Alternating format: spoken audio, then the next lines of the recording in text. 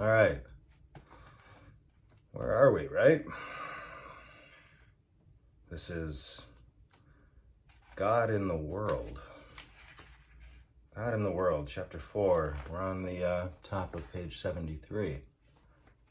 And so we were talking about the way, right? The way, God in the world. How do you become an avatar, a saint? What's the right way to be, do, think, act?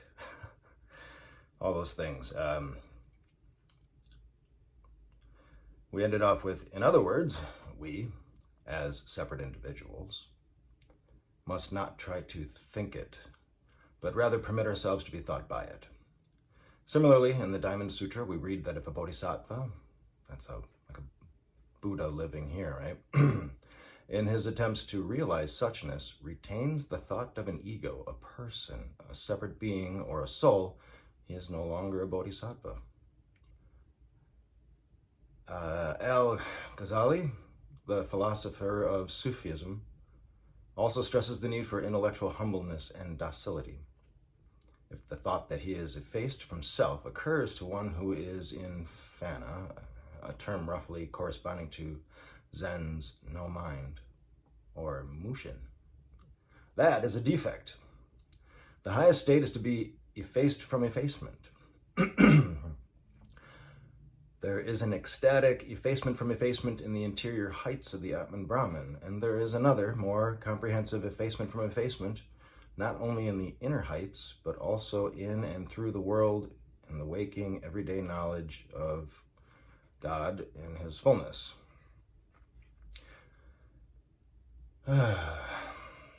Effacement from effacement. It's good, you know. Meister Eckhart, a man must become truly poor and as free from his own creaturely will as he was when he was born. And I tell you by the eternal truth that so long as you desire to fulfill the will of God and have a hankering, any hankering after eternity and God, for just so long you are not truly poor. Poor as in poor in spirit, because you desire. He alone has true spiritual poverty who wills nothing, knows nothing, desires nothing, simply is. All right. The perfect way knows no difficulties, except that it refuses to make preferences, allowing all things. Only when freed from hate and love does it reveal itself fully and without disguise. 1/10 of an inch's difference, and heaven and earth are set apart. If you wish to see it before your own eyes, have no fixed thoughts either for it or against it. And over here, and when oneness is not thoroughly grasped, love is sustained in two ways. The dynamic loss is sustained in two ways. Now it makes sense. The denying of external reality is the assertion of it, loss.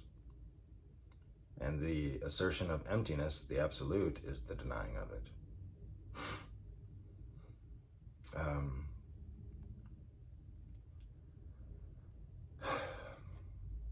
The denying of external reality is the assertion of loss. It's here. This is still in consciousness. It exists. But the assertion of emptiness, the absolute, is the denying of it as well. It's the same thing, really. So this is from the third patriarch of Zen that we're reading from, and it finishes on the top of page 75 with one in all in one. If only this is realized, no more worry about not being perfect. When mind and each believing mind are not divided, and undivided are each believing mind and mind, this is where worlds fail, for it is not of the past, present, or future. The idea that, be here now. It's like, well, sure, but that's still just being here. That's not being. 17th century Frenchman's vocabulary, he's talking about décossade. Skipped it. It's not as pertinent to the point, right? We're trying to give an overview here. It's very different from that of the 7th century Chinamans, but the advice that they give is fundamentally similar: conformity to the will of God, submission, docility to the leadings of Holy Ghost or Spirit or consciousness in practice, if not verbally. These are the same as conformity to the perfect way, or Tao. Refusing to have preferences and cherish opinions, keeping the eyes open so that the dreams may cease and truth reveal itself. The world inhabited by ordinary, nice, unregenerate people is mainly dull. How dull? So dull that they have to distract their minds from being aware of it by all sorts of artificial amusements. Must do something. Sometimes briefly and intensely pleasurable, occasionally or quite often disagreeable and even agonizing for those who have deserved the world by making themselves fit to see God within it as well as within their own souls. It wears a very different aspect. Towards the bottom of page 76. The doctrine that God is in the world has an important practical corollary: the sacredness of nature, and the sinfulness and folly of man's overweening efforts to be her master rather than her intelligently docile collaborator. Subhuman lives and even things are to be treated with respect and understanding, not brutally oppressed to serve our human ends.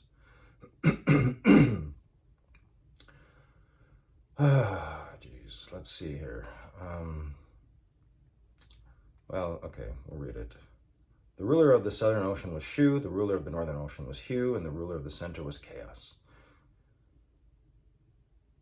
Shu and Hu were continually meeting in the land of Chaos, who treated them very well. It's kind of like in beingness, right? They consulted together how they might repay his kindness and said, "Men all have 7 orifices for the purpose of seeing, hearing, eating, and breathing, while this ruler alone has not a single one.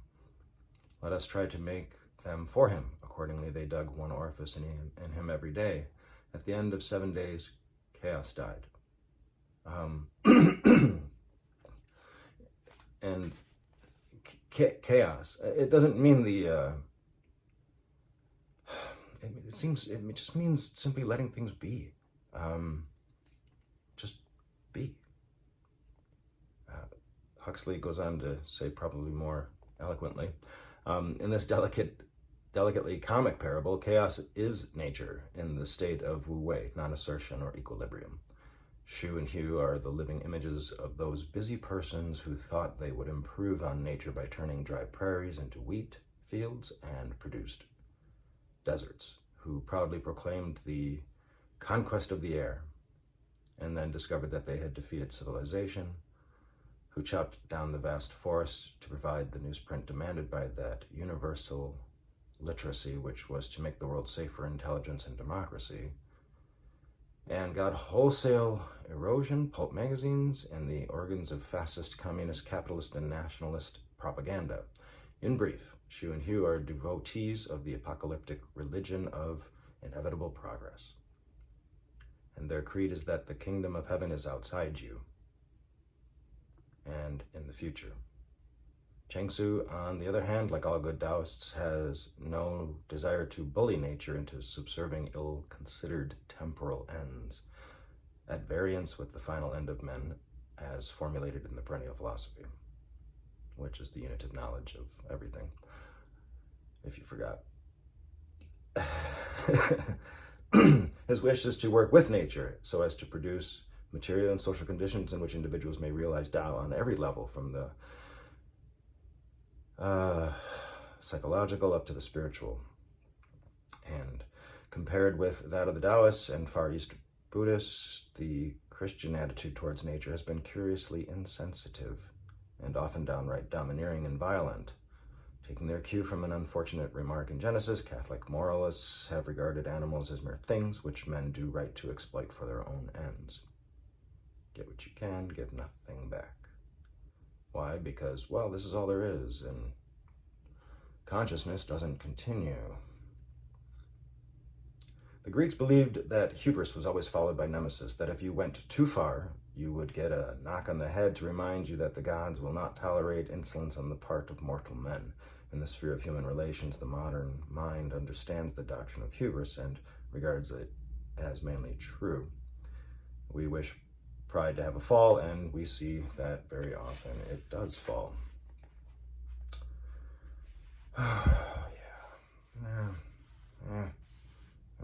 Let's go to page 79.